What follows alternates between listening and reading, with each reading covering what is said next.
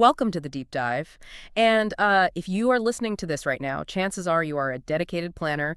You've probably got a massive mug of coffee in your hand, and you are currently right in the thick of studying for your professional exams. Yeah, we see you. We know you have an absolute mountain of reading to get through, so you can basically consider this your intensive audio study session. Exactly. We're taking one of those really essential articles straight from your syllabus, and we are going to break it down comprehensively.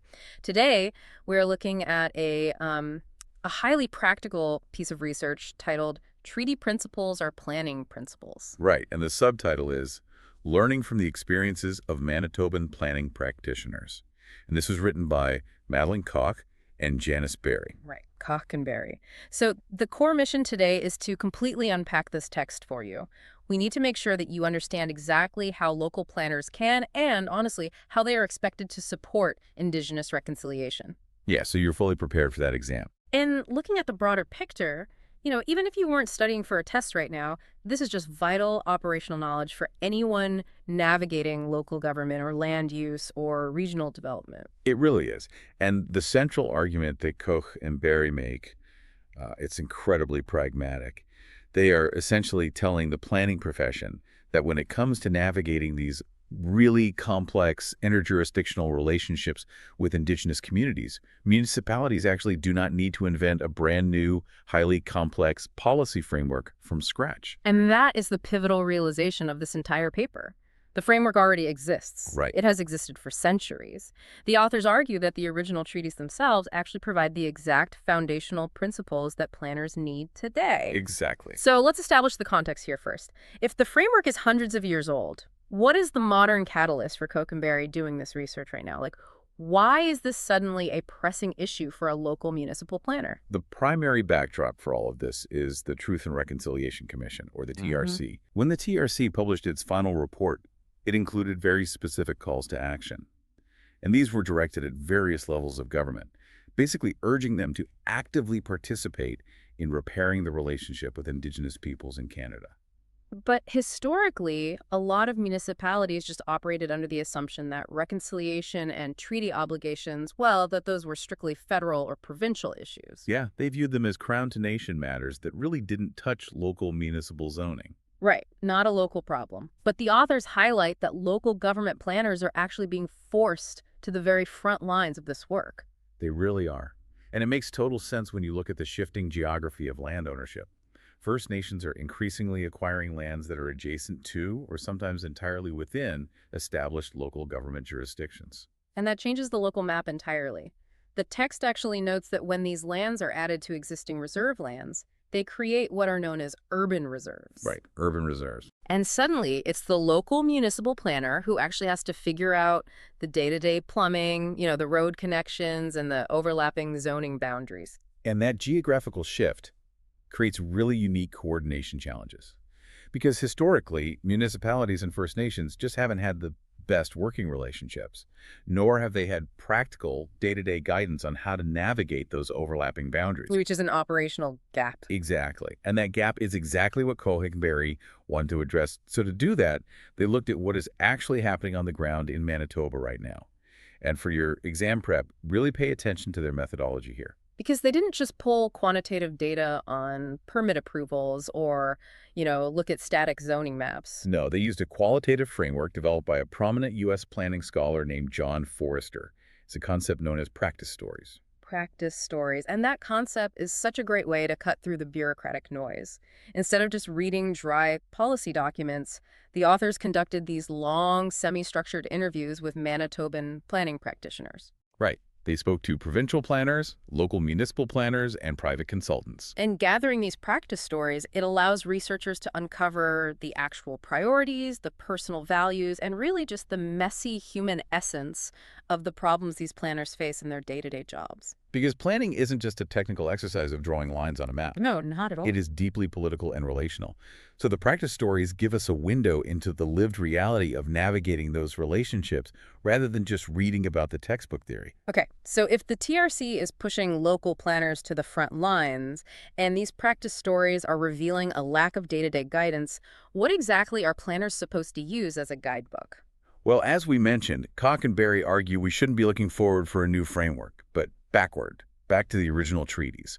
But the article points out a really fundamental clash in how those treaties are actually understood. Right, and imparting exactly what the authors found here, the text outlines two starkly different perspectives. Historically, the Canadian government has tended to view treaties through a very Western contractual lens. Yeah, they're often treated as one-time land surrenders. You sign the paper, the land changes hands, the obligations are finalized, and the deal is relegated to the past. A static real estate transaction, essentially. Exactly.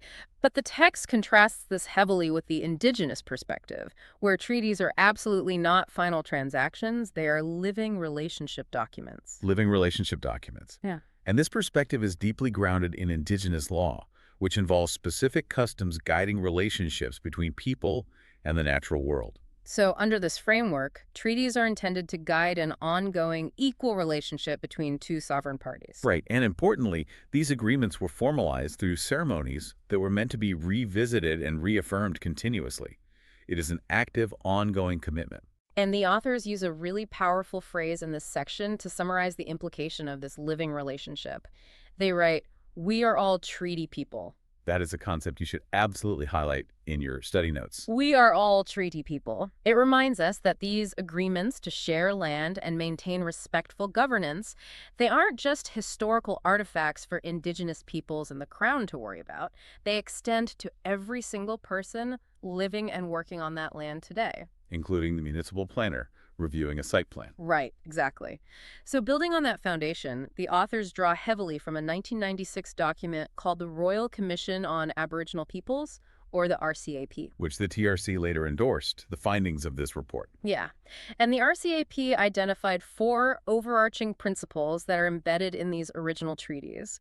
Principles that the authors argue are absolutely necessary for renewing these relationships today. And for the exam, understanding the practical application of these four principles is non-negotiable. You have to know them. So let's break them down. Let's start with the first one, which is mutual recognition. Mutual recognition centers on the recognition of equality, coexistence, and self-government.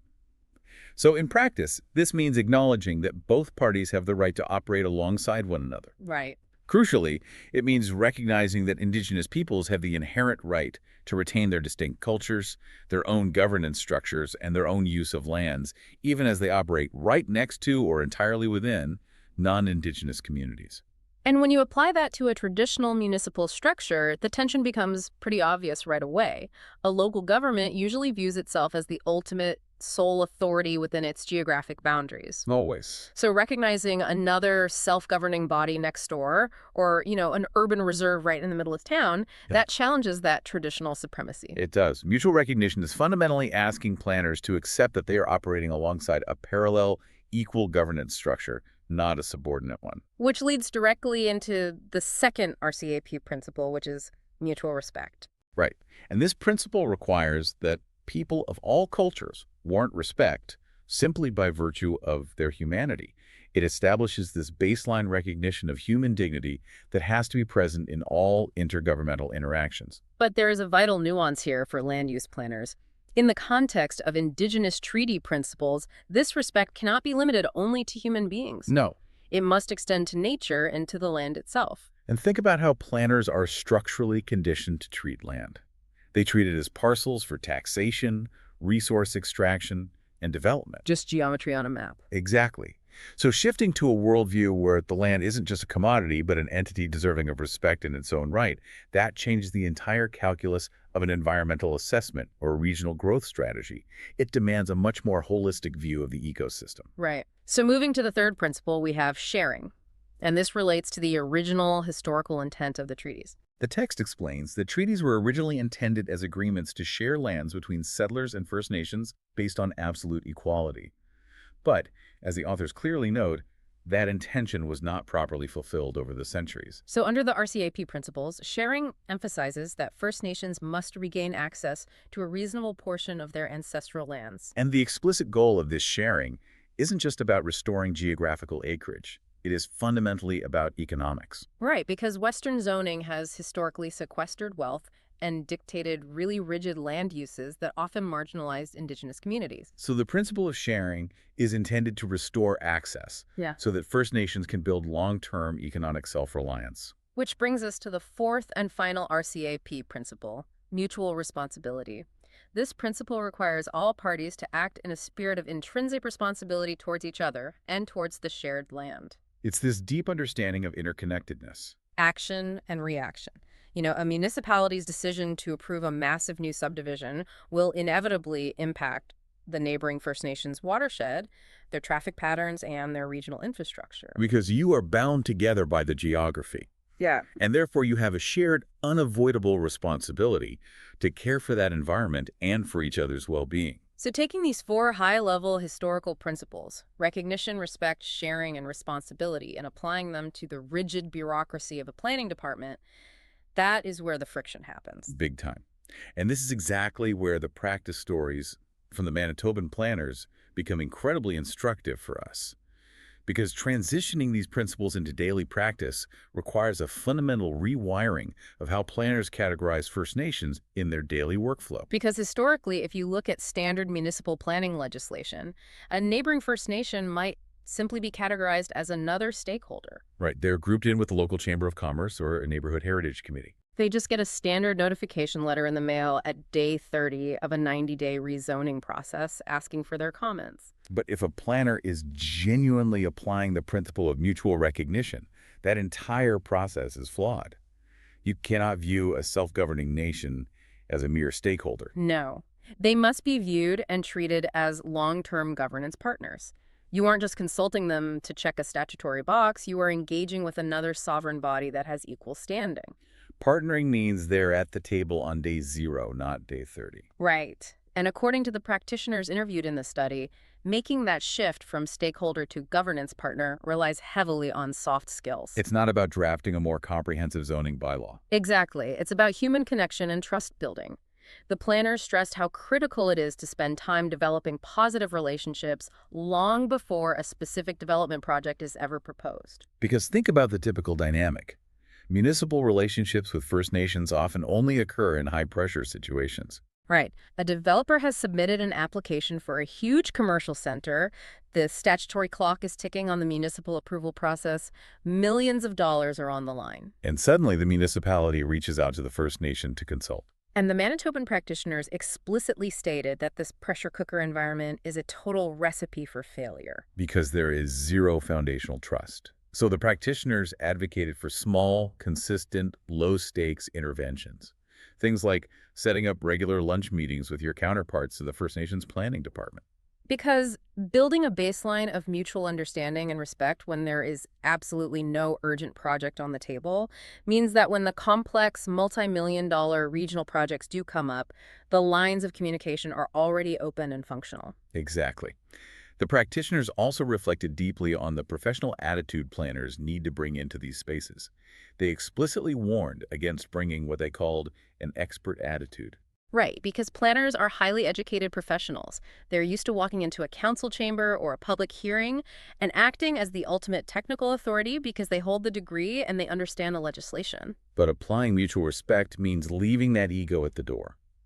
The text emphasizes that planners must approach this specific work with humility, honesty, and a genuine open interest in learning about their First Nation partner's story and legal traditions. And that willingness to learn often requires finding legal and bureaucratic mechanisms to bend the rigid structures that local governments just love to rely on. Oh, absolutely. And a perfect example of this tension from the text involves timelines.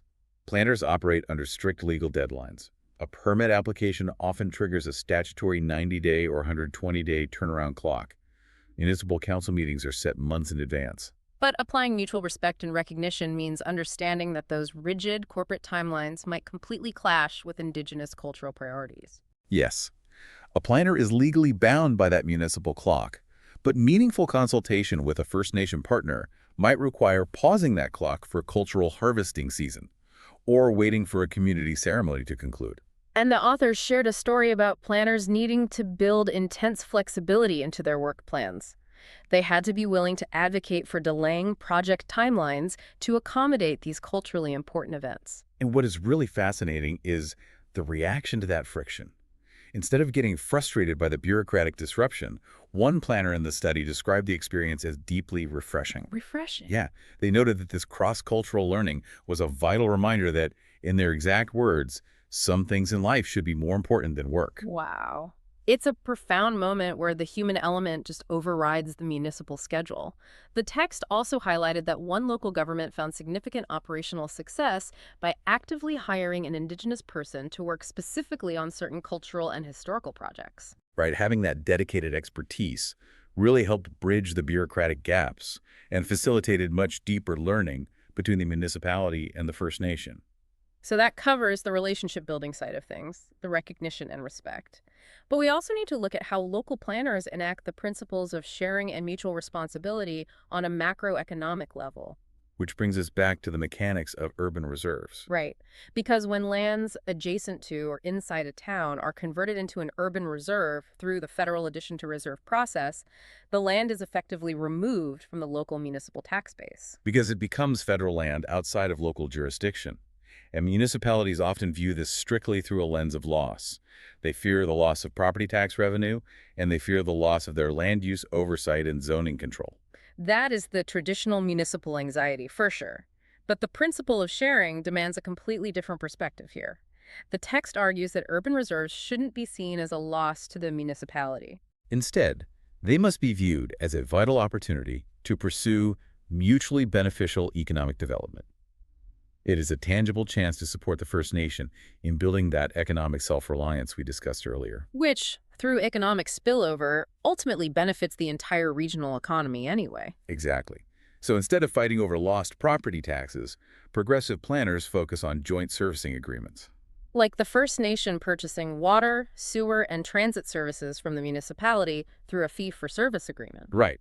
The municipality gets a new revenue stream, the First Nation gets the infrastructure needed to develop their land, and both communities benefit from the new commercial or industrial jobs created on the urban reserve. And the planners in the study recognize that while drafting these complex intergovernmental fee-for-service arrangements usually falls outside the daily scope of, say, a mid-level planner, they still wield significant influence. They really do.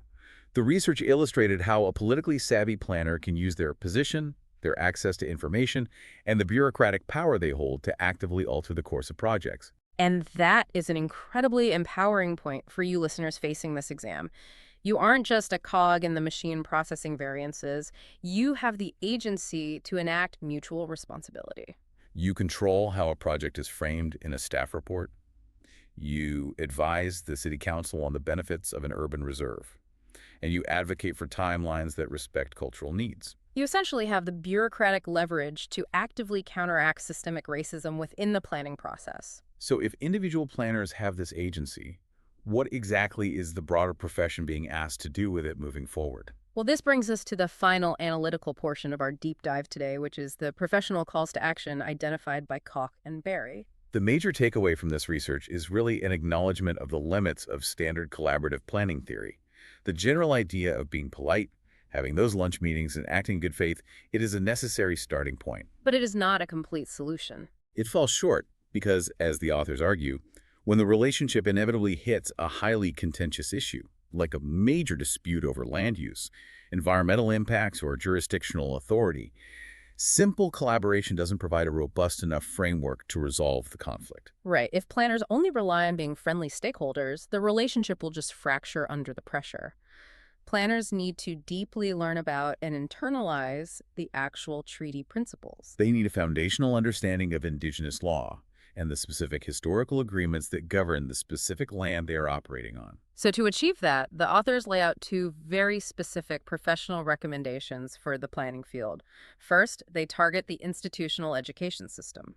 The authors challenge university planning programs to incorporate indigenous histories, indigenous laws, and these treaty relationship principles directly into the core curriculum. They argue this knowledge can no longer be relegated to a niche optional elective. It must be considered a fundamental core competency required for all planners before they even enter the workforce. And the second call to action is directed at those already working in the field, the professional planners currently reviewing applications. The authors insist that professional planners must dedicate a specific portion of their continuing professional learning, their mandatory CPL hours, to engaging deeply with this material. And that doesn't just mean attending a quick 1-hour summary seminar online. No, it means actually reading the source text. Planners need to read the full RCAP and TRC reports. Because the goal is to truly explore the ethical, historical, and practical meaning of those four principles: mutual recognition, mutual respect, sharing, and mutual responsibility. And then to figure out the mechanics of applying them to their specific municipal bylaws and daily practice. They are essentially telling the profession to do the difficult foundational homework required to understand the land they manage. Exactly. Let's synthesize all of this to lock it in for your exam preparation. Yes, the core thesis of Koch and Berry's article is that the framework for Indigenous reconciliation and local government planning does not need to be invented. It already exists within the original treaties. Right. And to repair and build positive, functional intergovernmental relationships with First Nations, particularly concerning the development of urban reserves, planners must completely abandon the concept of First Nations as mere stakeholders. They must be viewed and engaged as equal governance partners. And this is achieved by internalizing the four RCIP principles: mutual recognition of coexistence and parallel self-government, Mutual respect that extends human dignity to the land and environment itself. sharing the ancestral land to actively build First Nation economic self-reliance, And mutual responsibility to recognize how regional decisions impact the shared environment. executing this requires highly developed soft skills, absolute humility, the abandonment of that traditional expert attitude, and a willingness to find legal mechanisms to bend rigid municipal statutory timelines to honor Indigenous cultural priorities. Ultimately, treating treaty principles as planning principles means recognizing that the daily, operational work of a local planner is deeply and unavoidably intertwined with the ongoing living relationship established by those historic agreements. So as you close your books today, think about the very next permit application or zoning report waiting on your desk.